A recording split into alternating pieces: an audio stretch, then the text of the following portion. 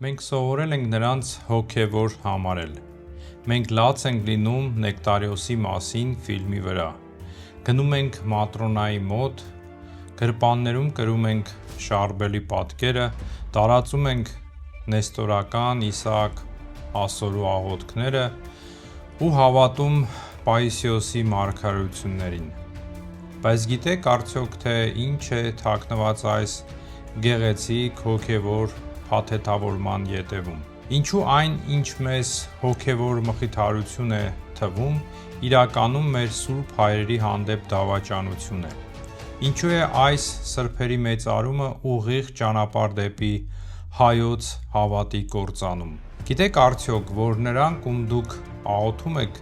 ձեր եկեղեցին համարում էին մոլորություն, իսկ ձեր մկրտությունը անվավեր։ Աթոս, Վատիկան, Քաղկեդոն։ Ինչպես է օտար աստվածաբանության տրոյական ձին ներսից քայքայում մեր տունը։ Ժամանակն է հանել վարդագույն ակնոցները եւ ընտրել կամ դուք Գլաձորյան եւ Տաթևյան վարդապետների հետ եք կամ օտար աշխարհի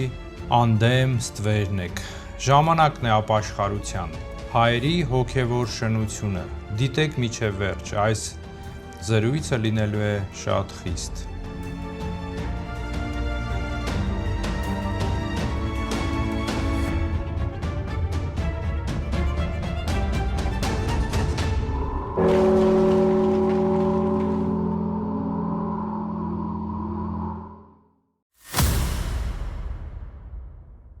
Խաղաղություն ձեզ հայ առաքելական Սուրբ եկեղեցու հավատարիմ զավակներ։ Այսօր մենք սկսում ենք մի շատ բարդ, ցավոտ, բայց կենսականորեն կարևոր զրույց։ Մենք տեսնում ենք, թե ինչպես ողջ աշխարհում եւ հատկապես Հայաստանում ու Սփյուռքում մեր հավատացյալների շրջանում տարածվում է մի տարօրինակ հոգևոր նորաձևություն։ Հայերի տներում ավանդական խաչերի կողքին հայտնվում են մոսկվացի Մատրոնայի, լիբանանցի Շարբելի, Պայիսիոս Աթոսացու, Նեկտարիոս Էգինացու պատկերները։ Խոսքը միայն պատկերների մասին չէ, այլև գրականության, սկսած նրանց վարքերից, կյանքից, աղոթքներից եւ վերջացրած խրատական եւ աստվածաբանական գործերով։ Չեն մոռացել նաեւ նեստորական Իսահակ ասորուն։ Երբ սկսում ես խոսել մարդկանց հետ այն մասին, որ սա իրենց սեփական հավատի կործանման ճանապարհն է, հաճախ լսում ես նույն պատասխանը. Հայ Սուրբ, բայց սա հոգևոր է։ Մենք չէ որ վերցնում ենք միայն նրանց հոգևոր խրատները, մենք կարդում ենք նրանց վարքերը, որովհետև դրանք ոգեշնչում են մեզ, նրանց աղոթքները օգնում են մեզ կենցաղային հարցերում, հիվանդությունների եւ նեղությունների ժամանակ։ Միթե կարող է մեղք լինել սերը սուրբ մարդու հանդեպ, ինչ հավատել, որ նա պատկանի։ Հարգելիներս, այս պնդման մեջ է հենց թաքնված մոլորության, պատրանքի արմատը։ Սա պտուղը ծառից անջատելու մի փորձ է, բայց հոգևոր աշխարհում անհնար է օգտվել մի մարդու ուղեցույցից եւ հուսալ, թե կհասնես մեկ այլ ուրիշ մարդու նպատակակետին։ Եթե դուք ձեր հոգու տունը կառուցում եք նրանց գծագրերով, ովքեր մերժել են, հայոյել են ձեր հայրերի հավատը, դուք կառուցում եք ոչ թե հայկական տաճարը, այլ այլադավան մի ամրոց, որտեղ ձեր Քրիստոսի համար, հայ եկեղեցվո Քրիստոսի համար տեղ չի գտնվի։ Սա հենց հոգևոր շնություն է, երբ դուք պատկանելով մի մոր հայ եկեղեցուն գաղտնի կամ հայտնի հառաչում եք այլ ավանդույթների, խրատների համար, որոնք պատմականորեն եւ դավանաբանորեն թշնամի են ձեր մորը։ Սա նման է նրան, որ մարդը ունենալով ծնողներ եւ ապրելով նրանց տանը, իր սենյակում կախի հարևանների լուսանկարները եւ հիանա նրանցով։ Նախքան մենք կքննենք վերոհիշյալ ոչ հայ սրբերի կերպարները, մենք պետք է հասկանանք ամենակարևորը, հատկապես ինչ եք դուք կորցնում, երբ գնում եք այդ հոգևոր փնտրտուքների ետևից։ Հայկական հավատը խորագույն կերպով աստվածակենտրոն է, ինչի մասին հաճախ խոսում եմ։ Մեր ավանդույթի մեջ Սուրբը երբեք որպես ուժի ինքնուրույն աղբյուր չի հանդիսացել կամ կենցաղային կարիքների մասնագետ չի եղել։ Հայ եկեղեցու Սուրբը մաքուր, թափանցիկ ապակի է, որի միջով մենք տեսնում ենք հենց Աստծո լույսը։ Մեր պատարագը աղաղակում է այդ մասին. «Միայն Սուրբ, միայն Տեր Հիսուս Քրիստոս իբարս Աստուծո Հոր, ամեն»։ Մենք միջնորդներ չենք փնտրում Աստծո հետ պայմանավորվելու համար, մենք ուղղակիորեն կանգնած ենք Տիրոջ առջև։ Երբ դուք տարվում եք Մատրոնայով, շարբելով կամ այլադավան այլ սրբերով, դուք անկում եք ապրում աստվածակենտրոնությունից դեպի սրբակենտրոնություն։ Նման հետաքրքրությունը սոսկ պատկերի փոփոխություն չէ, այլ հայ քրիստոնեության բուն ոգու լուրջ աղավաղում։ Սրբերի մեծարման հարցում հայկական ավանդույթը պատմականորեն միշտ եղել է ավելի խիստ և պահպանողական, և այդ պատճառով հայ աստվածաբանության ու աստվածպաշտության մեջ, հատկապես այնպիսի հսկաների մոտ, ինչպիսին է Սուրբ Գրիգոր Նարեկացին, շեշտը միշտ դրվում է Հոգու և Աստծու անմիջական երկխոսության վրա՝ «ի խորոց սրտի խոսք ընդ Աստուծո»։ Մինչդեռ բյուզանդական, կաթոլիկ և այլ ավանդույթներում ուշադրությունը կենտրոնանում է միջնորդության վրա՝ Մատրոնուշկան կօգնի, Նեկտարիոսը կբժշկի։ Այսինքն, Սուրբը ընկալվում է որպես առանձին ատյան կամ աստվածություն։ Եվ փոխանակ Աստծո դեմքը փնտրելու, դուք սկսում եք փնտրել մի զորեղ օգնականի։ Դուք բաժանում եք միակ Աստծուն հարյուրավոր մանր ատյանների կամ աստվածների։ Այս մեկը ատամնացավի համար է, այս մեկը գործազրկության, այս մեկը քաղաքականության, այս մեկը հրդեհից փրկող է։ Այս ձևը հավատը վերածում է մոգության և հեթանոսության։ Սա անկում է հոգևորից դեպի ծիսապաշտություն, քրիստոնեությունից հեթանոսություն։ Օտար սրբերով տարվելը նրանց հրաշքների և այդպես կոչված հոգևորի պատճառով նշան է այն բանի, որ դուք կորցրել եք Քրիստոսին ձեր սրտում, իսկ գուցե երբեք էլ չեք ունեցել Նրան։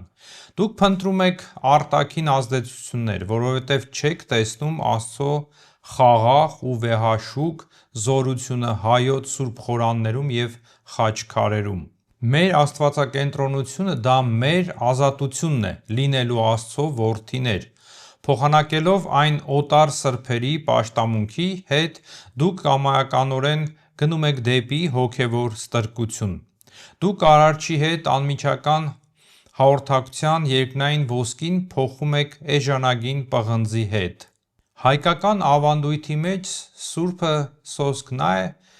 ով իր օրինակով ցույց տվեց ճանապարհը դեպի Քրիստոս։ Հայ առաքելական Սուրբ Եկեղեցում սրբերի մեծարումը միշտ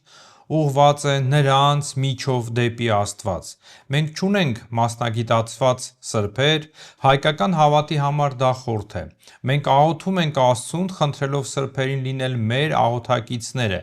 Երբ հայերը տարվում են շարբելով կամ Մատրոնայով, հենց նրանց հրաշագործ մասնագիտացումների պատճառով նրանք դավաճանում են իրենց հավատի բուն էությունը, ուր Աստվածն է բարիքների միակ պարգևատուն։ Սա հենց մեղք է ընդդեմ Հայոց հավատի։ Ամենակալին փոխարինել է նեղ մասնագիտացված հրաշագործներով։ Համեմատեք Թուրքիայի անկման մասին Պայիսիոսացու մարգարեությունները և Գրիգոր Նարեկացու մատյան ողբերգության երգը։ Պայիսիոսի մոտ փնտրում են արտաքինը, թե երբ կկործանվեն թշնամիները, իսկ Նարեկացու մոտ փնտրում են ներքինը, թե ինչպես մաքրել հոգին, որպեսզի Աստված թագավորի նրա մեջ։ Եվ դրա համար հայը, որ գնում է դեպի մարգարեացող և հրաշագործ ծերերի պաշտամունքի մոտ, հոգեպես անկում է ապրում։ Նա ինքնաճանաչման խորագույն խորհրդապաշտական միստիկ ուղին փոխում է քաղաքականության մասին էժանագին հետաքրքրության հետ։ Հայ եկեղեցին դարեր շարունակ պահել է իր քրիստոսաբանությունը որպես աստվածակենտրոնության ամենաճշգրիտ և մաքուր ձև։ Այսպես կոչված սրբերը, որոնց մասին խոսվելու է, պաշտպանում էին այլ դավանաբանական, այսինքն քաղկեդոնական երկբնակ բանաձևը։ Եթե դուք ընդունում եք նրանց սրբությունը և նրանց խրատները, դուք ընդունում եք Աստծո մասին հենց նրանց տեսլականը, իսկ նրանց Աստծո մասին տեսլականը տարբերվում է հայկականից։ Հետևաբար, դուք ձեր հավատի կենտրոնը փոխում եք Տիրոջ մասին օտար պատկերացման հետ։ Տարվելով Նեկտարիոսով, Մատրոնայով, Շարբելով և այլոցով հանուն բժշկությունների կամ մարգարեությունների, դուք կորցնում եք այդ կենտրոնը։ Դուք նմանվում եք այն մարդկանց, ովքեր փոխանակ արևին նայելու, նայում են գունավոր ապակիների փայլին։ Ձեր հավատը դադարում է աստվածակենտրոն լինելուց և դառնում է հրաշակենտրոն, սրբակենտրոն։ Սա պարզապես ոչ թե ինչ-որ սխալմունք է, այլ սա կորուստն է այն գանձի, որի համար հայոց սուրբ հայրերը իրենց կյանքերն են տվել Աստծո առջև ուղիղ կանգնելու իրավունքի համար առանց աղավաղումների և օտար դավանանքների։ Այսպիսով, հարգելիներ, մեր հավատը դա ուղիղ ճանապարհ է դեպի Աստված։ Մենք միջնորդներ չենք փնտրում հրաշքի կամ կենցաղային խնդրի լուծման շուրջ պայմանավորվելու համար, մենք խնդրում ենք Աստծուն, որ սրբերի աղոթքներով օգնի մեզ մաքրել մեր սրտերը, որպեսզի տեսնենք հենց Իրեն՝ Աստծուն։ Սկսենք ամենահին և նուրբ փորձությունից։ Շատ հայեր այսօր բառացիորեն տարված են Իսահակ ասորու երկերի ընթերցանությամբ։ Նրա ճգնողական խրատները սիրո և խոնարհության մասին թվում են քրիստոնեական մտքի գագաթնակետը։ Էլ չենք խոսում այն մասին, որ համացանցում զանգվածաբար տարածվում են տեսանյութեր նրա աղոթքներով հայերեն թարգմանությամբ, ընդորում նրան սուրբ անվանելով։ Բայց եկեք հանենք վարդագույն ակնոցները և նայենք պատմական ճշմարտությանը։ Իսահակ Ասորի Նինվեի եպիսկոպոսն էր, ով պատկանում էր Արևելքի եկեղեցուն, որին ողջ քրիստոնեական աշխարհում անվանում են նեստորական։ Ինչ է այս նշանակում ձեզ համար։ Նեստորականությունը հերձված հերետիկոսություն է, որը Քրիստոսին բաժանում է երկու անձերի՝ Աստված բանի և Հիսուս մարդու։ Նրանց համար կույս Մարիամը աստվածածին չէ, այլ միայն մարդածին կամ քրիստոսածին։ Մեր եկեղեցին դարեր շարունակ նզովել է այս ուսմունքը որպես մեկ Տիրոջ երկուսի բաժանող վարդապետություն և պայքարել է դրա դեմ։ Նույնիսկ երբ դուք ասում եք «Ես վերցնում եմ միայն նրա խրատները ու աղոթքները, ուրիշ ոչինչ», դուք կատարում եք ճակատագրական սխալ և ընկնում եք Հայոց Սուրբ Եկեղեցվո նզովքի տակ, և դա կատակ չէ։ Իսահակ Ասորու ճգնողականությունը անխզելիորեն կապված է նրա քրիստոսաբանության հետ։ Նրա աղոթքները ներծծված են այդ հերձվածով, աստվածության և մարդկության բաժանման ոգով։ Երբ դուք աղոթում եք նրա խոսքերով, դուք աննկատելիորեն ներարկում եք ձեր մեջ օտար ոգին։ Դուք սկսում եք աղոթել մի Աստծու, ով բնակվում է մարդու մեջ, ինչպես տաճարում, և ոչ թե մարմնացյալ Աստծուն։ Եվ Սուրբ կույս Մարիամին ոչ թե աստվածածին եք դավանում, այլ մարդածին կամ քրիստոսածին։ Եվ այն, որ իրեն սուրբ են ճանաչում քաղկեդոնիկ եկեղեցիները, ցույց են տալիս իրենց քողարկված նեստորական լինելը, ինչի մասին միշտ եղնշել են մեր սուրբ հայրերը։ Իսահակով տարվելը դա ոչ միայն մի քայլ է դեպի այն աստվածակենտրոնության կորուստը, որը հայկական հավատը դարձնում է եզակի, այլև ուղղակիորեն խորհուրդներ վերցնելն է մեկից, ում մեր սուրբ հայրերը միշտ նզովքի են մատնել։ Կարո՞ղ է արդյոք թունավորված աղբյուրը մաքուր ջուր տալ։ Եվ նրանք, ովքեր թարգմանում են ու տարածում են նրա աղոթքները, թող նզովյալ լինեն, եթե չապաշխարեն և չհեռացնեն այդ տեսանյութերը։ Հիշում եմ, թե ինչպես մոտ 30 տարի առաջ, երբ ես դեռ ճեմարանի սան էի Երուսաղեմում, մեզ մոտ Ավստրալիայից մի հայ եկավ իր տիկնոջ հետ։ Նրանք հայերեն գրքեր էին բերել հույն Սուրբ Նեկտարիոսի մասին, ինչպես նաև նրա բազում պատկերներ։ Նա բաժանում էր դրանք բոլորին ոգևորությամբ, պատմելով այդ մարդու հրաշքների և կյանքի մասին։ Այդպես տեղի ունեցավ իմ առաջին ծանոթությունը Նեկտարիոսի հետ։ Հետագայում ես սկսեցի նկատել այդ գիրք ու այդ պատկերները Հայաստանի շատ հավատացյալների մոտ, շատ արագ տարածվեց։ Եվ ահա բոլորովին վերջերս հայ հասարակությանը համակեց Նեկտարիոս Էգինացիով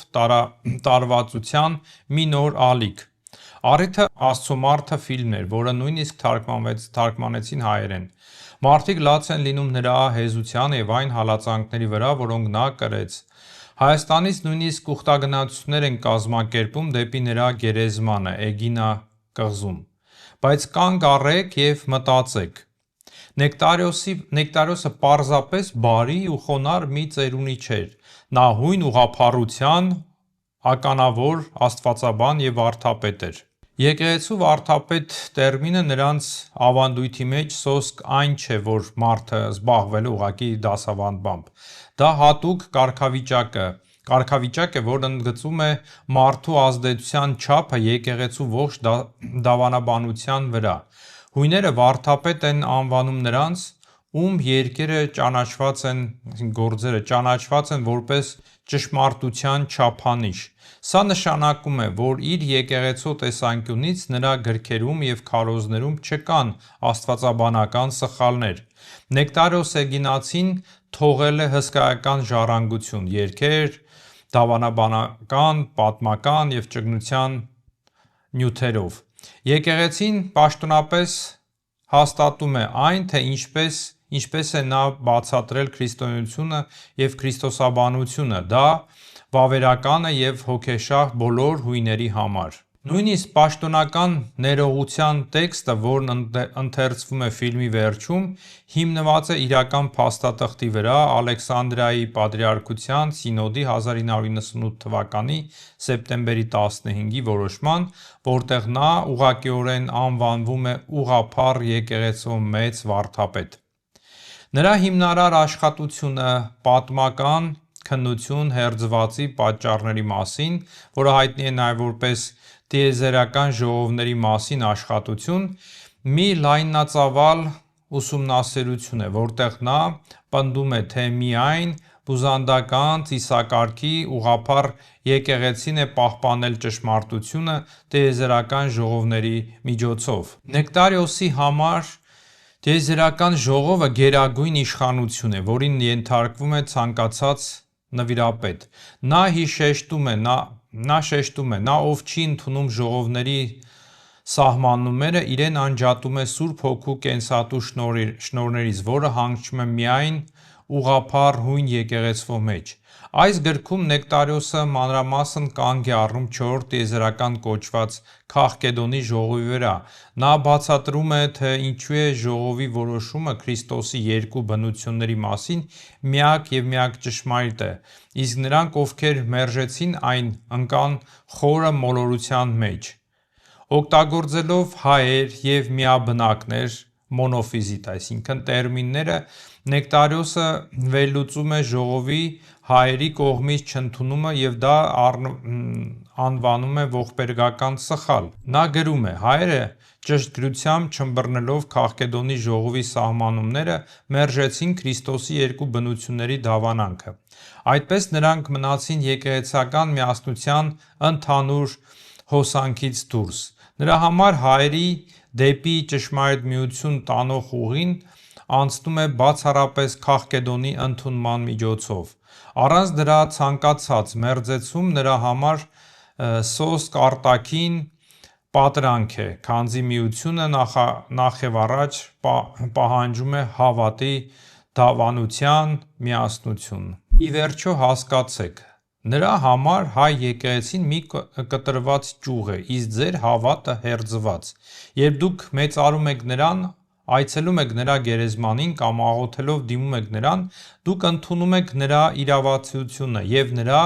հավյանքը ուղղված ձեր հավատի նկատմամբ։ Դուք փաստացի ասում եք. «Այո, Նեկտարիոս, դու ճիշտ ես, իսկ մեր սրբերը Սահակ, Պարթևն ու Մեսրոպ Մաշտոցը, Նարեկացին ու Տաթևացին, ովքեր մերժեցին Քաղկեդոնը, սխալվում էին և հայ ժողովուրդը դեպի կործանում էին առաջնորդում։ Դուք գիտակցում եք ձեր այս դավաճանության և ուրացման ծանրությունը։ Դուք մեծարում եք մի մարդու, ով հոգեպես ջնջում է ձեր ինքնությունը։ Արդյոք Նեկտարիոսը կընդուներ մեծարանք մի մարդուց, ով մերժում է Քաղկեդոնը կամ հայոյում է Քաղկեդոնը։ Պատասխանը միանշանակ ոչ։ Նեկտարիոսի համար հավատը բարի զգացումների հավաքածու չէր, այն ճշմարտություն էր, որի համար նա պայքարում էր։ Նա իր եկեղեցու հավատարիմ եպիսկոպոսն էր։ Եթե հայը նրա կենդանության օրոք գար նրա մոտ, Նեկտարիոսը իր ողջ բարությամբ հանդերձ առաջին հերթին կհարցներ նրա հավատի դավանության մասին, և եթե լսեր, որ մարդը մերժում է չորրորդ ժողովը Քաղկեդոնը, նա տրտմությամբ կասեր, որ այդ մարդը գտնվում է եկեղեցական հաղորդությունից դուրս, նա չէր ընդունի մեծարանքներ ճշմարտության հետ փոխզիջման գնով, քանզի նրա համար դա հերձվածին հաճոյանալ կլիներ։ Ինչպես կարելի է մեծարել անձին, բայց մերժել այն, ինչին նա հավատում էր։ Սա հենց գլխավոր հակասությունն է և մոլորության արմատը։ Սրբի մեծարումը սոսկ նրա կենսագրությամբ հիանալը չէ, այլ նրա ոգու և նրա դավանանքի ընդունումն է։ Սուրբը բարի պապիկի դեր խաղացող դերասան չէ։ Նրա սրբությունը անքակտելիորեն կապված է այն Աստծու հետ, ում նա դավանում է։ Եթե դուք ասում եք Նեկտարիոսը սուրբ է, բայց Քաղկեդոնի մասին նրա ուսմունքը սխալ է, դուք տրամաբանական ինքնասպանություն եք գործում։ Եթե նա սխալվում էր գլխավորի Քրիստոսի անձի ընկալման մեջ, ապա ինչպես կարող է նա ձեր համար սրբության չափանիշ լինել։ Ինչպես։ Պատասխանեք այս հարցին։ Մեծարելով նրան, դուք ոսկե փաթեթավորման թույն եք ընդունում, և դրանով իսկ դուք դավաճանություն եք գործում հայ եկեղեցու հայրերի հիշատակի հանդեպ։ Ձեր նախնիները 1,5 հազարամյակ շարունակ արյամբ և հալածանքներով են վճարել, որպեսզի չլուծվեն հույն ուղղափառության մեջ։ Նրանք քաջ գիտակցում էին այն, ինչ որ դուք այսօր մոռացել եք կամ անտեսում եք։ Դավանանքը սոսկ չոր բանաձև չի, նա սահմանն է, որը պահպանում է ազգի հոգևոր կյանքը։ Երբ դուք մոմ եք վառում Նեկտարիոսի պատկերի առջև, դուք փաստացի հրաժարվում եք այն 100 հազարավոր հայր նահատակներից, ովքեր նախընտրեցին մահը, բայց չընդունեցին Քաղկեդոնը։ Դուք ասում եք ձեր սուրբ հայրերին. «Ձեր դարավոր պայքարը հավատքի մաքրության համար զուր էր, ձեր հավատարմությունը ուղղափառությանը մոլեռանդություն»։ Իսկ հույները ճիշտ էին։ Ի վերջո հասկացեք, որ Նեկտարիոսը մի ամբողջական փաթեթ է։ Դուք վերցնում եք ամեն ինչ կամ չեք վերցնում ոչինչ։ Նեկտարիոսը ռեստորանի ճաշացանկ չէ, որտեղ կարելի է ընտրել հրաշքները, բայց հրաժարվել դավանանքից։ Նա ամբողջական անհատականություն է։ Նրա հրաշքները, նրա հեզությունը, նրա համբերությունը վիրավորանքների հանդեպ, այս ամենը հենց այն ծառի պտուղներն են, որ աճել են քաղկեդոնական ուղղափառության հողի վրա։ Չի կարելի վերցնել նրա բարությունը և դեն նետել նրա աստվածաբանությունը։ Կամ նա սուրբ է և այդ դեպքում նա ճիշտ է, երբ ձեր հավատը անվանում է մոլորություն, և դուք պետք է անմիջապես լքեք հայ առաքելական եկեղեցին ու մկրտվեք հունական հավատով։ Կամ նա սխալվում է հավատի հենց հիմքում, և այդ դեպքում նա չի կարող ձեզ համար աղոթական պաշտամունքի առարկա լինել և սուրբ լինել։ Երրորդը տրված չէ։ Մնացյալ ամեն ինչը դա հոգևոր երկերեսանություն է և դավաճանություն սեփական մոր հանդեպ։ Շարբելը կաթոլիկների ամենամեծարյալ սրբերից մեկն է, լիբանանցի, մարոնի, վանական և ճգնավոր։ Նրան հաճախ անվանում են Մերձավոր Արևելքի ռուս Սերաֆիմ Սարովսկի։ Իր սխրանքի, խստության եւ հրաշքների առատության համար։ Նրա պատկերները հաճախ կարելի է հանդիպել հայերի տներում, հատկապես մերձավոր արևելքի սփյուռքահայերի տներում, իրենց մոտ։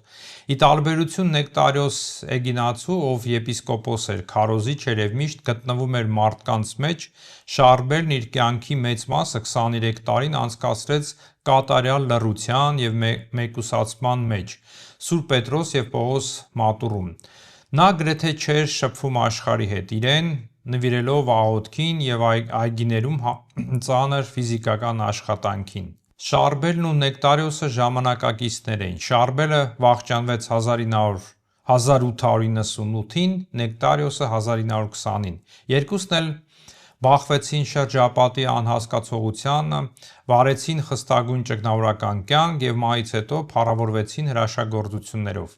Սակայն նրանց աստվածաբանական դիրքորոշումները բաժանված են անհաղթահարելի եկեղեցական պատնեշներով։ Շարբելը հայտնի դարձավ մահից հետո տեղի ունեցած բացառիկ երևույթներով։ Նրա մարմինը տասնամյակներ շարունակ մնաց անապական եւ ճկուն։ Երկար ժամանակ այն արտադրում էր խորհրդավոր խոնավություն, քրտինքի կամ արյան նման, որն օժտված էր բժշկող հատկություններով։ Ուխտավորներն ամբողջ աշխարհից գնում էին Անայի, Լիբանանի վանք, ստանալու այդ հեղուկով ներծծված կտորի մի մասնիկ։ Արձանագրված են հազարավոր բժշկություններ։ Հաճախ Շարբելը հայտնվում է մարդկանց երազում եւ վիրահատում նրանց մարմինը, վրան թողնելով իրական սպիներ։ Կարևոր է հիշել, Շարբելը Մարոնի եկեղեցու սուրբ է։ Սա արևելյան կաթոլիկ եկեղեցի է, որը գտնվում է լիակատար ծիսական եւ դավանաբանական հաղորդության մեջ Հռոմի պապի հետ, պահպանելով հանդերձ հին արևելյան ծիսակարգն ու ասորերեն աստվածապաշտությունը։ Եթե հայ առաքելական եկեղեցու զավակը մեծարում է Շարբելին, նա դավանաբանական թռիչք է կատարում այս անգամ դեպի կաթոլիկություն։ Իսկ եթե մարդը միաժամանակ մեծարում է եւ Նեկտարիոսին, որ ուղղափառ էր, հույն ուղղափառ, եւ Շարբելին, որը կաթոլիկ էր, դա վկայում է այդ մարդու մասին, թե եկեղեցական գիտակցության խորը լղոզման մասին։ Սրբերն այս դեպքում ընկալվում են որպես կախարդներ կամ բժշկողներ, իսկ ճշմարտության հարցը, որի համար այդ սրբերը կյանք են տվել, անտեսվում է։ Եվ եթե Նեկտարիոսը օտար էր միայն մեկ կետով, քաղկեդոնով, ապա Շարբելը միանգամից մի քանիսով։ Շարբելը լինելով կաթոլիկ Մարոնի, ճանաչում էր պապին որպես եկեղեցու անսխալական գլուխ եւ Քրիստոսի փոխանորդ։ Հայ եկեղեցին չի ճանաչում Հռոմի իշխանությունը եւ ամենայն հայոց կաթողիկոս անկախ գլուխ է։ Աղոթելով Շարբելին, հայը մեծարում է մի մարդու, ում հոգևոր հիմքը Հռոմին հնազանդվելն էր։ Հայ եկեղեցու հավատարիմ զավակի համար այս դավաճանությունը իր եկեղեցու կանոններին եւ անկախությանը։ Որպես կաթոլիկ Շարբելը դավանում էր հավատո հանգանակը եւ բխումնի որդվո հավելումով։ Հայ եկեղեցին խստորեն պահպանում է հնագույն բնագիրը եւ հավատամքը, ուր Սուրբ Հոգին բխում է միայն Հորից, այդ հավելումը համարելով հերձված։ Շարբելը ընդունում է Քաղկեդոնի ժողովը երկու բնություն Քրիստոսի մեջ, որը հայ եկեղեցին, ինչպես ասացինք, մերժում է դարեր շարունակ։ Կարևոր է գիտակցել, սրբի իրական մեծարումը կատարում է ոչ թե նրանում, որ սպառողական խնդրանքով նրանից մոգական օգնություն ես խնդրում, այլ նրանում, որ անկեղծ համաձայնվում ես նրա իսկ ճշմարտության հետ։ Պատկերացրեք, որ դուք մոտենում եք Շարբելին ու ասում. «Ես քեզ մեծարում եմ, բայց քո պապը եկեղեցու գլուխ չէ, իսկ քո հավատալիքները սխալ են»։ Սա անկեղծ եւ բարեպաշտ չէ, այլ այդ սրբին օգտագործելու սեփական կարիքների համար։ Սրբությունը դատարկության մեջ չի գոյանում, այն աճում է կոնկրետ հավատի հողի վրա։ Շարբելը պարզապես բարի պապիկ չէր, նա Հռոմի հավատարիմ որդին էր։ Աղոթելով նրան դուք լռելյալ ստորագրում եք յուրաքանչյուր դավանանքի տակ, որի համար նա կանգնած էր պապի իշխանությունից մինչև Ֆիլիոկե եւ Քաղկեդոն։ չի կարելի հարգել պտուղը արհամարելով այն ծառը, որի վրա այն աճել է։ Մեծարելով շարբելին դուք սուրբ եք ճանաչում մի մարդու, ով մարմնավորում է այն ամենը, ինչի դեմ դարեր շարունակ անսասան կանգնել է հայ եկեղեցին։ Այստեղ չկա հարմարավետ միջին ճանապարհ։ Եթե շարբելը սուրբ է, ուրեմն կաթոլիկությունը ճշմարիտ է, իսկ եթե կաթոլիկությունը ճշմարիտ է, նշանակում է ձեր հարազատ հայ եկեղեցին դարեր շարունակ մոլորության մեջ է։ Դուք պատրաստ եք դա ընդունել։ Այո թե ոչ։ Իսկ եթե ոչ ցուրտ եք եւ ոչ տաք, ապա Տերը պիտի քեզ փսխի իր բերանից։ Եթե Նեկտարիոս Էգինացին աստվածաբանական մարտահրավեր էր, իսկ շարբելը խորհրդապաշտական կաթոլիկ, ապա մոսկվացի Մատրոնան ժամանակակից հայերի համար ամենազանգվածային ժողովրդական գայթակղություն է։ Նրա պատկերները կարելի է հանդիպել ամենուր՝ դրամապանակների մեջ, մեքենաներում, աշխատասեղաններին, տներում։ Մոսկվայի Պոկրովսկի վանքում նրա մասունքների մոտ ժամերով ձգվող հերթում հայերը թերևս նույնքան շատ են, որքան ռուսները։ Մատրոնան ի ծնե կույր էր, իսկ ավելի ուշ զրկվեց քայլելու կարողությունից։ Նա ապրեց խորհրդային հալածանքների ծայրագույն տարիներին, չունենալով սեփական տուն և թափառելով մոսկովյան բնակարաններով։ Նա ընդունում էր մարդկանց, մխիթարում նրանց և աղոթում նրանց համար։ Նրա կյանքը խորը տառապանքի և համբերության օրինակ է։ Սակայն հայ քրիստոնյայի համար, ով իրեն համարում է հայ եկեղեցու զավակ, նրա կերպարի ետևում թաքնված են նույն դավանաբանական և հոգևոր թակարդները, որոնց մասին արդեն վերը խոսեցինք։ Ինչու է Մատրոնայի մեծարումը հոգևոր անկում հայի համար։ Առաջին՝ անկում դեպի կենցաղային կախարդանք և սրբակենտրոնություն։ Ժողովրդական գիտակցության մեջ Մատրոնայի մեծարումը գրեթե միշտ կրում է սպառողական բնույթ։ Նրա մոտ չեն գնում ապաշխարության կամ հոգու մաքրման և փրկության համար, ինչպես Գրիգոր Նարեկացու մոտ։ Նրա մոտ գնում են արդյունքի հետևից՝ ամուսնանալու, աշխատանք գտնելու, բնակարան գնելու, հիվանդություն բժշկելու համար։ Այդտեղ տեղի է ունենում հայկական ոգու ամենասարսափելի աղավաղումը։ Աստված մղվում է երկրորդ պլան։ Մատրոնան վերածվում է բարի կախարդի, ով հարցեր է լուծում։ Հայը, ում հավատը պետք է լինի աստվածակենտրոն, դառնում է մատրոնակենտրոն։ Դուք միջնորդ եք փնտրում այնտեղ, ուր Աստված ձեզ կանչում է անմիջական երկխոսության։ Սա քրիստոնեության վերածումն է ծիսապաշտության։ Մի մոմ վառեմ Մատրոնուշկային, և ամեն ինչ կլուծվի, ամեն հարց կկարգավորվի։ Երկրորդը՝ դա դավանաբանական պատնեշն է։ Մատրոնան ռուս ուղղափառ եկեղեցու հավատարիմ զավակ էր, այլապես նրան չէին սրբադասի։ Սա նշանակում է, որ նա իր ողջ կյանքով և աղոթքով դավանում է Քաղկեդոնի ժողովը, գուցեև առանց դրա հասկանալու։ Նա հավատում էր Քրիստոսի երկու բնություններին։ Նա աղոթում էր այն կարգով, որը հայ եկեղեցին 1500 տարի շարունակ մերժել է, որպես ոչ ճշգրիտ և փրկչի կերպարը աղավաղող կարգ։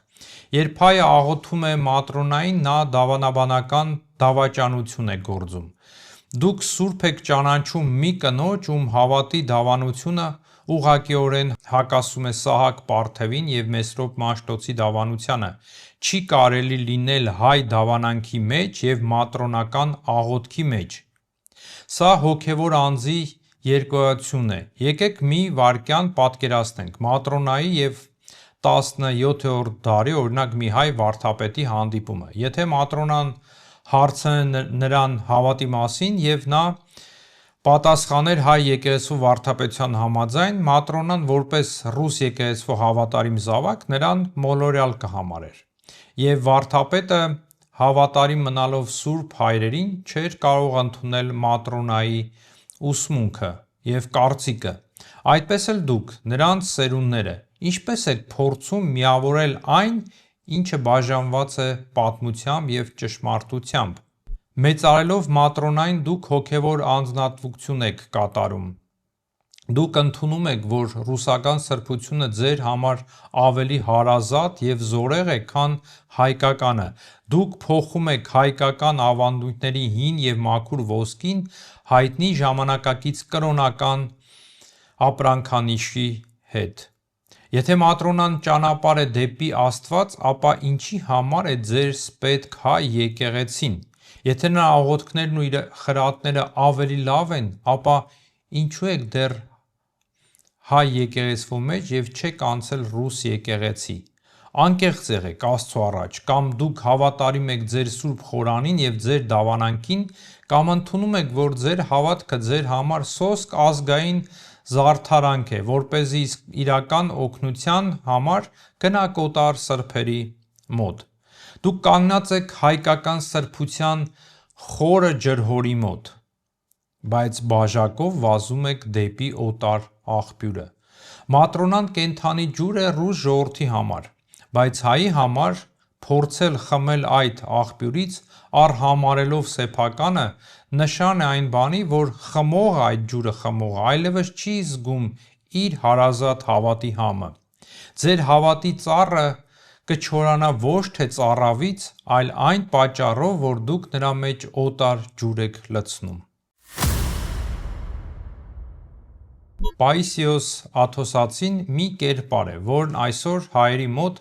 առաջացնում է թերևս ամենամեծ հուզական արձագանքը: Հունաստանի քաղաքացիական պատերազմի ժամանակների նախկին ռադիստը պատմության մեջ մտավ որպես Աստծո ռադիստ, ով սովորեցնում էր, որ աղոթքը ուղիղ կապ է երկնքի հետ: Այսօր Պաիսիոսը հույն ամենահայտնի սրբերից է և նրա մարգարեությունները այն մասին, թե Կոնստանդնուպոլսը նորից հունական կդառնա, իսկ Թուրքիան կփլուզվի, հսկայական արձագանք են գտնում նաև հայերի սրտերում: Հողերի կորուստը, ցավն ու ցեղասպանության սարսափը հույների և հայերի համար ընդհանուր են, և Պաիսիոսի խոսքերը հնչում են որպես պեղանի չսպիացող ազգային վերքին: Բայց եկեք հայ եկեղեցու անկեղծ զավակներ լինենք: Այստեղ թաքնված է նույն մահացու թակարդը, ինչ Նեկտարիոս Էգինացու պարագայում և մյուսների: Պաիսիոսը ծնունդ էր աթոսյան վանականության, ամենախիստ և պահպանողական քաղքեդոնականության հենարանի: Չնայած մարդկանց հանդեպ ունեցած իր ողջ սիրուն, նա էկումենիզմի մոլի հակառակորդ էր և համարում էր, որ փրկությունը հնարավոր է միայն հունական ավանդույթի ուղղափառ եկեղեցում: Նրա համար հայ եկեղեցին Քաղքեդոնի ժողովը չընդունելու պատճառով անջատված էր և պատրանքի մեջ էր գտնվում: Պաիսիոսի տեսանկյունից հայը մոլորյալ մարդ է, ով չի կարող լինել եկեղեցու լիարավ անդամ առանց ապաշխարության և հունական հավատալիքների ընդունման: Նա երբեք ձեր մկրտությունն ու ձեր հաղորդությունը ճշմարիտ չէր համարի: Ինչու են հայերն այսքան տարված նրանով: Պատասխանը սարսափելի է: Հայերը նրան նայում են քաղաքականության, այլ ոչ թե Աստծո լույսի ներքո: Հայերը կառչում են Թուրքիայի կործանման մասին նրա մարգարեություններից, բայց լիովին անտեսում են նրա հոգևոր պահանջները: Մտածեք, դուք հավատում եք թշնամիների մասին նրա մարգարեություններին, բայց հավատո՞ւմ եք եկեղեցու մասին նրա խոսքերին: Պաիսիոսը սովորեցնում էր, որ հունական ուղղափառությունից դուրս ճշմարտությունը աղավաղված է: Եթե դուք նրան մարգարե եք համարում, ուրեմն նա պետք է մարգարե լինի ամեն ինչում: Այդ դեպքում ինչու եք մերժում նրա այն խոսքերը, թե ձեր հավատը հայ եկեղեցին ուղղման և դեպի հույների վերադարձի կարիքն ունի: Ինչու եք մերժում: Պաիսիոսը Աթոսի ձայնն էր: Իսկ ի՞նչ է Աթոսը հայի համար: Դա մի վայր է, որտեղ դարեր շարունակ և մինչ օրս մեր հավատը պաշտոնապես համարում են կակադոքսիա, չարափառություն: Այսօր մենք տեսնում ենք մի ամոթալի պատկեր: Հայերը և նույնիսկ որոշ քահանաներ ջերմ եռանդությամբ են մեկնում Աթոս լեռը շնորհներով լցվելու համար և եթե այնտեղ իմանում են, որ նրանք հայ են, նրանց վերաբերում են արհամարհանքով, թույլ չեն տալիս մասնակցել խորհուրդներին, եկեղեցու արարողություններին, նրանց անմաքուր են համարում: Բայց մեր հավատացյալները դրսևորում են իսկական ստոկգոլմյան սինդրոմ, նրանք նվաստացուցիչ կերպով ձգտում են ստանալ, ավելի ճիշտ գողանալ այդ վանականների օրհնությունը, համբուրելով այն մարդու ձեռքը, ով իրենց հավատը մոլորություն է անվանում։ Ավելին, նախքան այդ վայրը մեծարելը, հիշեք պատմական փաստերը։ Աթոսը պաշտոնապես սատարեց Հիտլերին, նրան ուղղելով ողջույնի նամակ որպես պաշտպանի։ Դրա համար ֆաշիզմի պարտությունից հետո հունական նոր կառավարությունը գնդակարեց վանականներից միջի Հիտլերի, հատկապես Մոլի պաշտպաններին, իսկ մյուսներին ձերբակալեց։ Եվ ահա այդ վայրում դուք սրբություն եք փնտրում, որը պղծված է քաղաքական կուրությամբ և դարավոր հպարտությամբ և մեծամտությամբ։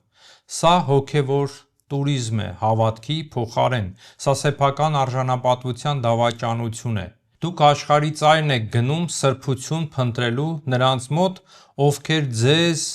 մերժում են, միևնույն ժամանակ ոտնատակ տալով ձեր սեփական սուրբ վարդապետների գերեզմանները և նրանց հիշատակը։ Տարվածությունը Թուրքիայի անկման մասին մարգարեություններով հավատ չէ, այլ քաղաքական հետաքրքրություն։ Պայիսիոսը սովորեցնում էր, որ Թուրքիան կկործանվի միայն այն ժամանակ, երբ մարդիկ դառնան ճշմարիտ քրիստոնյաներ, բայց ճշմարիտ քրիստոնյա նրա ընկալմամբ միայն ուղղափառ քաղբկեդոնականն էր։ Երբ հայը տարվում է Պայիսիոսով հանուն կանխատեսությունների, նա հոգևոր թեթևամտության մեղք է գործում։ Նա իր հայրերի խորագույն աստվածաբանությունը փոխում է մի ծերունու կանխատեսությունների հետ, ով հայ եկեղեցին հերձվածող էր համարում։ Սա հենց հոգևոր շնության ձև է։ Մխիթարություն փնտրել օտար սրբի մոտ միայն այն պատճառով, որ նա խոստացել է ձեր թշնամիների կործանումը, անտեսելով ձեր սեփական սրբերին, ովքեր ձեզ սովորեցնում էին ոչ թե վրեժխնդրություն, այլ սրտի մաքրություն։ Ձեր Պայիսիոսը մեծ սուրբ է հույների համար, բայց իր հավատը իմացող հայի համար նա ներկայացուցիչն է մի ավանդույթի, որը դարեր շարունակ փորձել է կլանել և ոչնչացնել հայ եկեղեցին։ Ընտրելով նրան որպես ձեր հեղինակություն, դուք կամայականորեն ձեզ ճանաչում եք որպես չարափառներ։ Դուք պատրաստ եք այս ուրացմանը։ Հիշեք, նա, ով արհամարհում է իր մայր եկեղեցին, երբեք մխիթարություն չի գտնի օտարի տանը։ Աթոսում դուք օտարներ եք և օտարներ էլ կմնաք։ Հայ եկեղեցում դուք որդիներ եք։ Ո՞վ եք ուզում լինել՝ սիրված որդիներ, թե արհամարհված տուրիստներ։ Քաղբկեդոնական սրբերի մեծարումը, լինեն դրանք ուղղափառ, թե կաթոլիկ, սոսկ յուրաքանչյուր հայի անձնական գործը չէ։ Դա նշանակում է ինքնաբերաբար ընդունել նրանց իրավասությունը, ովքեր 1,5 հազարամյակ շարունակ եղել են հայ եկեղեցու գլխավոր հակառակորդն ու հալածողը։ Դուք չեք կարող վերցնել հրաշքը, առանց ընդունելու դավանանքների այն փաթեթը, որ ընկած է տվյալ սրբի ետևում։ Եթե հայը մեծարում է Նեկտարիոսին կամ Շարբելին, նա անուղղակիորեն ընդունում է նաև Լևոն Պապին։ Ինչու է դա անթույլատրելի։ Հատկապես Լևոն Պապի տոմարը դարձավ Քաղբկեդոնի ժողովի աստվածաբանական հիմքը։ Հայկական ավանդույթի մեջ Լևոն Պապը դարեր շարունակ ընկալվել է և ընկալվում է որպես մեծ հերձվածի գլխավոր ճարտարապետը։ Նրա երկու բնությունների բանաձևը մեր հայրերի կողմից ճանաչվել է որպես նեստորականությանը վտանգավոր կերպով մոտ կանգնած վարդապետություն, քողարկված նեստորականություն։ Հենց այդ պատճառով մինչ օրս հայ եկեղեցում գոյություն ունի անսասան կարգ։ Ամեն անգամ, երբ մարդ ձեռնադրվում է քահանա, եպիսկոպոս, ստանում է վարդապետական աստիճաններ կամ ընտրվում է կաթողիկոս, նա արտասանում է պաշտոնական հրաժարման տեքստ, որտեղ Նեստորի հետ մեկտեղ նզովք է մատնում նաև Լևոն Պապին և իր տոմարը։ Չի կարելի մեծարել Քաղբկեդոնի պտուղները, ինչպիսին են Նեկտարիոսը կամ Շարբելը, առանց ընդունելու նրանց նրա արմատը Լևոն Պապին, հայ եկեղեցու հավատարիմ որդու համար սա պարզապես ինչ-որ մի սխալ չէ, այլ խորագույն ներքին հակասություն և դավաճանություն սեփական երդմանը։ Հիշեք նաև ռուս եկեղեցու Սուրբ Մաքսիմ Գրեկին, հույնին, Աթոսի վանականը, ով 16-րդ դարում եկավ Ռուսաստան, ծայրաստիճան թշնամանբար էր տրամադրված մեր ժողովրդի և հայ եկեղեցու հանդեպ։ Իր երկերում նա ուղղակիորեն հայկական դավանանքը անվանում էր անբարեպաշտ, չարափառ և հոգեկործան։ Մաքսիմ Գրեկը պնդում էր, որ հայերը պետք է անցնեն իրենց հերձվածողներից հրաժարվելու նվաստացուցիչ կարգով կամ վերամկրտվեն։ Ընդունելով հունական ավանդույթի սրբերին, դուք ընդունում եք նաև Մաքսիմ Գրեկի հեղինակությունը, ով ձեր պատկանելությունը հայ եկեղեցին համարում է անհաղթահարելի խոչընդոտ փրկության համար։ Ինչպես կարելի է մեծարել նրանց, ովքեր ձեր մկրտությունը անվավեր էին համարում։ Իսկ կաթոլիկ պանթեոնում կան բազում անուններ, որոնց գործունեությունն ուղղված էր հայ եկեղեցու անկախությունը ուղղակի ոչնչացման մեջ։ Դոմինիկյան ունիթորներ, միարարարներ 13-14-րդ դարում նրանք ստեղծեցին ունիթորների շարժումը։ Նրանց նպատակն էր հայ եկեղեցին լիակատար հնազանդեցումը Հռոմին և Հռոմի Պապին և մեր հնագույն ծիսակարգի փոխարինումը լատինականով։ Նրանք կատաղի վեճեր էին մղում մեր մեծ վարդապետների հետ, փորձելով ապացուցել հայկական հավատի թերարժեքությունը։ 17-18-րդ դարում ջիզվիտները օգտագործում էին բոլոր ձևերը համոզելուց մինչև տնտեսական ճնշում, որպեսզի հայերին դարձնեն կաթոլիկության, մեր եկեղեցին անվանելով հերձվածողական։ Մեծարելով Շարբելին կամ կաթոլիկ այ սրբերի, դուք համերաշխվում եք այն միարար միաբանությունների հետ, ունիթորների հետ, որոնք դարեր շարունակ փորձել են ջնջել հայկական ինքնությունը երկրի երեսից և մինչև հիմա էլ դա անում են։ Դուք ձեր տանը կախում եք Նեկտարիոսի, Մատրոնայի կամ Շարբելի պատկերները, աղոթում եք նրանց, բայց հասկանո՞ւմ եք, թե ինչ է կանգնած այդ կերպարների ետևում։ Նրանց ետևում կանգնած է Լևոն Պապը, ում ձեր հայրերը նզովում էին և նզովում են մինչև օրս։ Նրանց ետևում կանգնած է Մաքսիմ Գրեկը, ով մերժում է ձեր փրկության իրավունքը։ Նրանց ետևում կանգնած են ունիթորները, ովքեր չկարողացան կլանել հայ եկեղեցին միայն շնորհիվ Գլաձորի և Տաթևի դպրոցների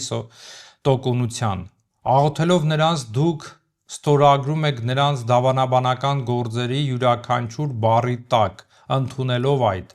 Իսկ այդ գրքերով սև սպիտակի վրա գրված է. հայ եկեղեցին հերձվածը և մոլորություն է։ Ստացվում է, դուք աղոթում եք նրանց, ովքեր մերժում են հայ քրիստոնյա լինելու ձեր բուն իրավունքը։ Սա համընդհանուր սեր չէ, սա անգիտությամբ կատարված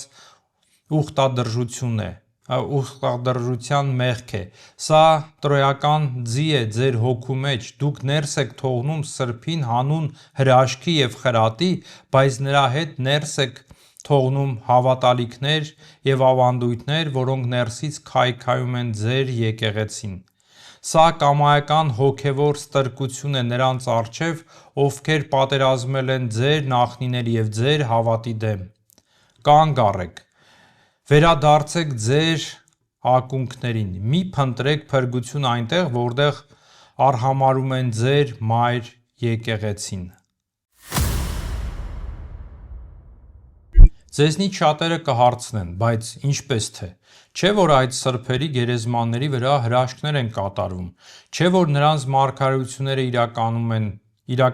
իրականանում են, միթե դա կարող է լինել չարից։ Ուշադիր լսեք։ Հրաշքներն ու մարգարեությունները ինքնին սրբության կամ հավատի ճշմարտացիության նշան չեն։ Միթե զարմանալի բաներ չեն անում բուդդայականները, մուսուլմանները կամ հրեաները։ Ինքը Քրիստոսն էր զգուշացնում։ Այն օրը շատերն ինձ պիտի ասեն. «Տե՛ր, Տե՛ր, չէ՞ որ քո անունով մարգարեացանք և քո անունով դևեր հանեցինք և քո անունով բազում հրաշքներ գործեցինք»։ Եվ այն ժամանակ ես պիտի նրանց հայտնեմ, ես ձեզ երբեք չեմ ճանաչել, հեռու կացեք ինձանից։ Նույնիսկ Սուրբ Հովհաննես ոսկեբերանն էր ասում, որ հրաշքների ժամանակն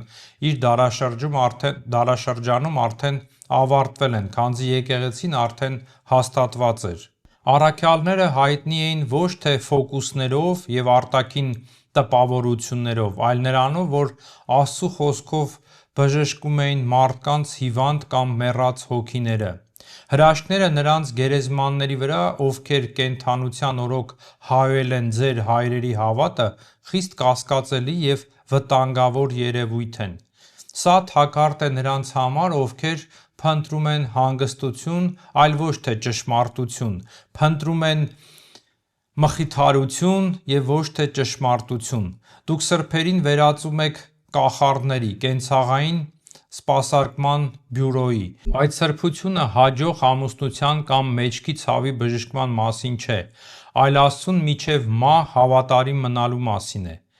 Դրսում հրաշքներ փնտրելով դուք հոգևոր դասալքություն եք գործում։ Դուք լքում եք ձեր մորը, հայ եկեղեցուն, իր այսօրվա դժվարության, տկարության մեջ եւ վազում եք դեպի օտար կինը, որովհետեւ նրա դեղերն ավելի լավ են։ Սա մաքուր հոգևոր շնություն է։ Այսպիսով, թող պարզ լինի, որ այս խոսքը ուղղված է բացառապես հայ առաքելական եկեղեցու զավակներին։ Մենք չենք դատում քաղկեդոնական հավատացյալներին, կաթոլիկներին կամ ուղղափառներին։ Դրանք նրանց սրբերն են եւ նրանց պատմությունը եւ նրանց գործը եւ հավատալիքը։ Բայց նկատեք մի կարևոր բան. դուք նրանց երբեք չեք տեսնի մեր սրբերի գերեզմանների վրա։ Դուք չեք տեսնի նրանց աղոթելիս Հովնան Օձնեցու եւ Գրիգոր Տաթևացու պատկերների առջև։ Ինչու՞։ Չեք մտածել, որտեվ նրանք ունեն իրենց եկեղեցու սահմանների հստակ գիտակցությունը։ Նրանք ի տարբերություն ձեզ ունեն արժանապատվություն եւ հավատարմություն իրենց հավատալիքներին։ Իսկ դուք, ինչու եք դուք հայերդ այդքան հեշտությամբ ջնջում ձեր տան սահմանները։ Մեծարելով նրանց, ովքեր գտնվում են հայ եկեղեցու պաշտոնական նզովքի տակ, դուք ինքներդ ձեզ դուրս եք դնում եկեղեցու հաղորդությունից եւ ընկնում եք այդ նզովքների տակ։ Դուք ձեր տունն եք ներս թողնում տրոյական ձիեր, պատկերների եւ գրքերի տեսքով, որոնք անտեսանելիորեն, բայց հաստատապես քայքայում են ձեր հայկական արմատը։ Բայց ամենախիստ պահանջը ձեզնից է, քահանաներ, վարդապետներ, եպիսկոպոսներ։ Դուք եք հոտի պահապանները, բայց դուք ինքներդ բացեցիք դարպասները գայլերի առջև։ Ձեզնից ոմանք հանդգնաբար հայտարարում են, թե Սուրբ Գրիգոր Տաթևացին ժամանակավրեպ է, որ նրա ջատագովությունը անցյալի գործ է։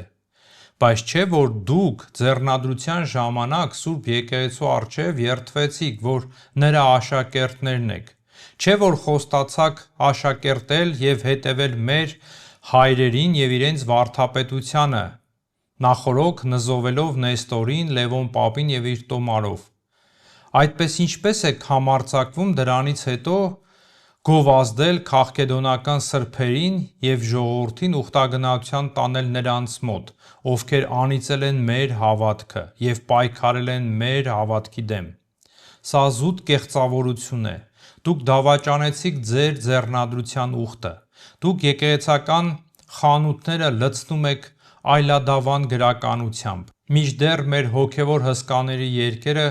փոշոտվում են մատենադարաններում։ Դուք ժողովրդին վարժեցնում եք այն մտքին, թե հայկական հոգևոր կյանքը աղքատ է եւ ստիպում եք նրանց սնվել օտար սեղանների թունավոր փշրանքներով։ Ձեր ամեն մի խոսքը ի պաշտպանություն այլադավան սրբության մի մեխ է մեր վիրավոր եկեղեցու մարմին։ Դուք չեք լուսավորում, դուք հայերին հոգեկործանման եք տանում եւ ձուլում եք օտար մշակույթներին, ջնջելով ձեր նահատակների սխրանքները։ Նախքան կշարունակեք արդարացնել այս հոգևոր կեղծիքը, պատասխանեք ինքներդ ձեզ։ Եթե Պայսիոսը կամ Նեկտարիոսը ճիշտ է, ուրեմն հայ եկեղեցին սխալվել է 1500 տարի։ Պատրաստ եք ձեր եկեղեցին կեղծ համարել։ Եթե ոչ, ապա ինչու եք երկրպագում նրանց պատկերներին եւ աղոթում նրանց։ Եթե այո, ապա ինչ գործ ունեք հայ եկեղեցում։ Ինչու դուք ամեն ինչ գիտեք Մատրոնայի մասին, բայց մի էջ անգամ չեք կարդացել Տաթևացու գործերից կամ Նարեկացուց։ Միթե օտար աղոթքներն ու խրատները այդքան զորեղ են մեր հարազատ աղոթքներից։ Մեր հավատը աստվածակենտրոն է։ Եվ ինչի համար են ձեզ պետք տասնյակ միջնորդ մասնագետներ, եթե Քրիստոսը ձեզ ուղղակիորեն կանչում է։ Միթե նրա համար եք փնտրում նրանց, որ կորցրել եք կենդանի Քրիստոսին ձեր սրտերում։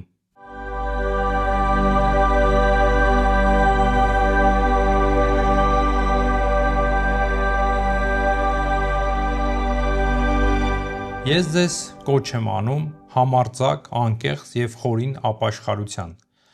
Աշխարհականներ, մաքրեք ձեր տները, հեռացրեք նրանց պատկերներն ու գրքերը, ովքեր չեն ճանաչում ձեր եկեղեցին։ Սա մարդկանց հանդեպ ատելության դրսևորում չէ, այլ հավատարմության նշան ձեր մոր հանդեպ, մայր եկեղեցու հանդեպ։ Վերադարձեք աստվածակենտրոնության։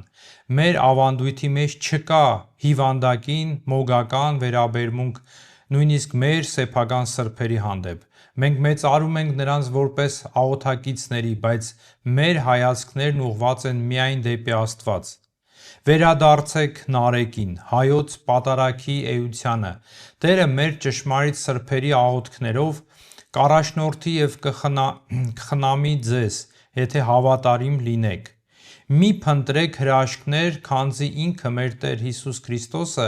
մեզ թողեց խիստ մի զգուշացում, չար և շնացող ազգ նշան է փնտրում, բայց նրան նշան չի տրվի։ Լավ մտածեք, թե ինչու ենք մենք ձեր տարվածությունը այլադավան կուռքերով անվանում հենց հոգևոր շնություն, որտև երբ դուք թողնում եք ձեր հայրերի խորը, սթափ, աստվածակենտրոն հավատքը հանուն արտաքին տպավորությունների, մարգարեությունների և մասնագիտացված հրաշքների, դուք նմանվում եք հենց այդ շնացող ազգին։ Դուք փնտրում եք ոչ թե Աստծու դեմքը, այլ նշաններ դրսում։ Դուք փնտրում եք ոչ թե հոգու փրկություն, այլ սնոտապաշտ հետաքրքրության բավարարում։ Հրաշագործների հետևից այս վազքի մեջ դուք դավաճանում եք Քրիստոսին, ով ձեզ սպասում է հայոց սուրբ խորանի լռության մեջ և ոչ թե մեռածների գերեզմանների մոտ գոյացած աղմկոտ հերթերում։ Ձեր ծառավը հրաշքների հանդեպ դա ձեր հոգևոր այրության վկայությունն է կենդանի փեսա Քրիստոսի առկայությամբ։ Եղբայրներ և քույրեր, այս շնությունը սարսափելի է նրանով, որ այն մարմնավոր չէ։ Հիշեք, թե Աստված ինչ է ասում Իսրայելին։ Նա նրանց չէր անվանում մոլորյալներ, նա նրանց անվանում էր շնացողներ։ Երբ հրեաները օտար աստվածներ էին ներմուծում իրենց տները, Աստված ասում էր, թե դուք թողեցիք ձեր երիտասարդության ամուսնուն հանուն սիրեկանների։ Այսօր, երբ դուք հայկական հավատի խրոխտ վեհությունը փոխարինում եք օտար սրբերի քաղցր փայլով, դուք անում եք նույնը։ Սա Աստծուն փնտրել չէ, սա հոգևոր շնություն է։ Ապաշխարեցեք։ Դուք հովիվներ եք, ովքեր ապրում են ընտանիքներում ժողովրդի մեջ։ Դուք առաջինն եք տեսնում, թե ինչպես են ձեր ծխականների տները ներթափանցվում օտար պատկերները և գրականությունը։ Մի վախեցեք անհարմար լինելուց, մի վախեցեք ճշմարտությունը ասելուց մարդկանց համակրանքը կամ նվիրատվությունները կորցնելու վախի պատճառով։ Դուք պատասխանատվություն եք կրում ձեր հոտի տներում գտնվող յուրաքանչյուր պատկերի և յուրաքանչյուր գրքի համար։ Եթե դուք լռում եք տեսնելով այս հոգևոր շնությունը, դուք մասնակից եք դառնում դրան։ Մի եղեք սոսկ ծիսակատարներ, ովքեր գալիս են տուն օրհնելու,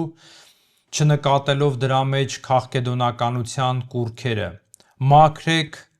փարախը։ Ձեր գործը ժողովրդին հայկական հավատի մաքուր հացով կերակրելն է, այլ ոչ թե թույլ տալը, որ նրանք թունավորվեն հարևան խանութների էժան հոգևոր ֆասթֆուդով։ Ապաշխարեցեք։ Դուք առաքյալների հաջորդներն եք և մեր եկեղեցու միասնության կենդանի խորհրդանիշները։ Ձեր իշխանությունը ձեզ տրված է ոչ թե հաշքեղ ընդունելությունների, այլ սահմանները պահպանելու համար։ Ինչպես եք թույլ տալիս, որ ձեր թեմերի եկեղեցական խանութներում վաճառվեն նրանց գրականությունը, ովքեր նզովել են մեր հայրերին։ Եպիսկոպոսը նախևառաջ դատավոր է, եթե դուք աչք եք փակում այն բանի վրա, թե ինչպես են ձեր քահանաները գովազդում Աթոսը կամ Մատրոնային, դուք դավաճանում եք ձեր աթոռի արժանապատվությունը։ Հիշեք հայ եկեղեցու ժողովները, այնտեղ եպիսկոպոսները ճշմարտությունը վեր էին դասում քաղաքականությունից և անձնական հանգստից։ Եղեք արժանի ձեր նախորդներին։ Պահանջեցեք ձեզ ենթակա հոգևորականներից կանոնների իմացություն և հավատարմություն հայ եկեղեցու դավանանքին։ Թույլ մի տվեք մեր յուրահատուկ և եզակի եկեղեցին վերածեն օտար ավանդույթների անդեմ մի մասնաճյուղի, ձեր լռակյաց հովանավորության ներքո։ Ապաշխարեցեք։ Վարդապետներ, ձեզ ուղղված խոսքն ամենախիստն է։ Հերիք է նստեք ձեր գրասենյակներում զբաղվելով դատարկ վարչական իրարանցումներով։ Աստված ձեզ կանչել է լինելու հայ եկեղեցու ճշմարտության սուրը, այլ ոչ թե սքեմավոր պաշտոնյա գրասենյակում նստած։ Քանի դեռ դուք անգործության մեջ եք, գարան մորթը հագած գայլերը հափշտակում են ձեր հոտը։ Գործ տեսեք։ Թարգմանեք մեր մեծ հայրերի երկերը, որոնք դարեր շարունակ փոշոտվում են Մատենադարանի պահեստներում։ Օձնեցու, շնորհալու, տաթևացու իմաստությունը հասանելի դարձրեք ժողովրդին։ Պաշտպանեք մեր եկեղեցու սահմանները դավանաբանական վարակից։ Եթե դուք կենդանի վահան չդառնաք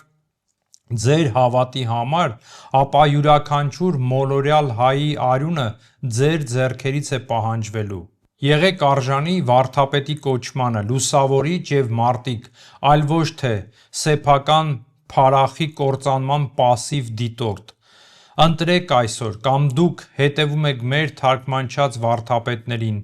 օձնեցուն, որոտնեցուն և տաթևացուն, կամ դուք օտար աշխարհի անդեմ մի մասնիկ եք դառել արդեն։ Ապաշխարեցեք և դուք։ Հարգելիներ, հնարավոր չէ նստել երկու աթոռի վրա։ Հնարավոր չէ պատարագին լինել հայ, իսկ տանը քաղքեդոնական։ Ընտրեք այսօր, թե ում եք ծառայում՝ ձեր եկեղեցու ճշմարտությանը, թե ձեր փոփոխական զգացմունքներին։ Հայ առաքելական Սուրբ Եկեղեցին մի ժայռ է, նահատակների արյամբ լվացված։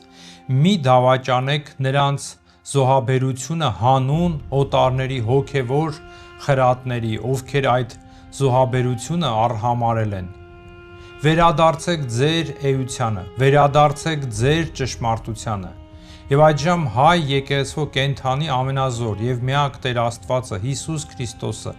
կբժշկի ձեր հոգիները և կբարձրացնի մեր եկեղեցին։ Ապաշխարեցեք այս պահոտ շրջանի մեջ։ Թող մեր Տեր Հիսուս Քրիստոսի շնորհը, Հոր Աստծու սերը և Սուրբ Հոգու պարգևները թող լինեն ձեզ բոլորիդ հետ։ Ամեն։